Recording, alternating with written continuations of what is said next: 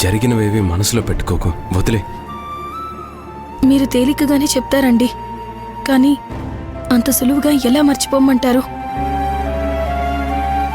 ఎవరైనా తప్పు చేస్తే 4 మాటలన్నా ఏ బాధ అనిపించదండి.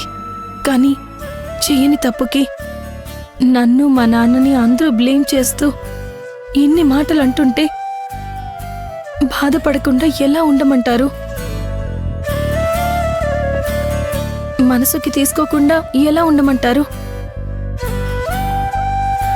నేను ఏ రోజు అలేఖ్య వాళ్ళ గురించి చెడుగా కోరుకోలేదు. అలాగే మా నాన్న అలేఖ్యని నాలాగే తన కూతురు అనుకున్నారు. అందుకే ఎంగేజ్మెంట్ అప్పుడు, పెళ్ళప్పుడు నాలాగే అలేఖ్యకు నగలు చీరలు తీసివ్వాలని అనుకున్నారు. నాకు ఏమైతే పెట్టిపోతలు పెట్టారో అలేఖ్య కూడా ఇవ్వాలనుకున్నారు. అప్పుడు తీసిచ్చారు కూడా. ఇప్పుడు కూడా ఈ నల్లపూసల ఫంక్షన్కి అలేఖ్యకు తండ్రి లేడు కాబట్టి తండ్రి స్థానంలో ఉండి సాయం చేయాలనుకున్నారు. దాన్ని కూడా తప్పుగా అర్థం చేసుకుని లేనిపోని అబాండాలు వేస్తూ ఉంటే ఎవరికి మాత్రం బాధ ఉండదు చెప్పండి? తప్పు చేసింది అలేఖ్య వాళ్ళ అమ్మ విరూపాక్ష గారు. దొంగతనం చేసింది.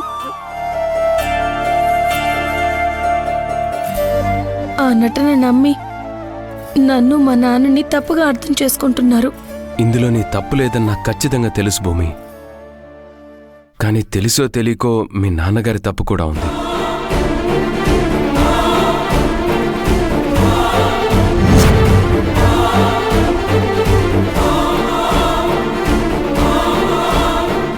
మా నాన్న తప్పు చేయడం ఏంటండి? మీరేం మాట్లాడుతున్నారు? అవును భూమి, అలేఖ్య వాళ్ళకి ఎవరూ లేరనే కదా మీ నాన్నగారు బంగారం బట్టలు తీసివ్వాలనుకున్నారు. అన్నీ తెలిసిన ఆయన ఇప్పుడు నల్లపూసల ఫంక్షన్ అని హడావిడి చేయడం అవసరం? ఏం మాట్లాడుతున్నారండి? ఏ సమయంలో జరగాల్సిన ముచ్చట ఆ సమయంలో జరగాలని పెద్దవాళ్ళు కోరుకోరా?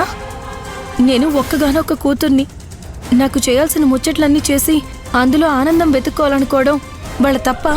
ఆనందం వెతుక్కోవడం తప్పు కాదు. కానీ ఈ ఇంట్లో నీతో పాటు ఇంకో ఆడపిల్ల ఉంది, నీ తోడికోడలుంది.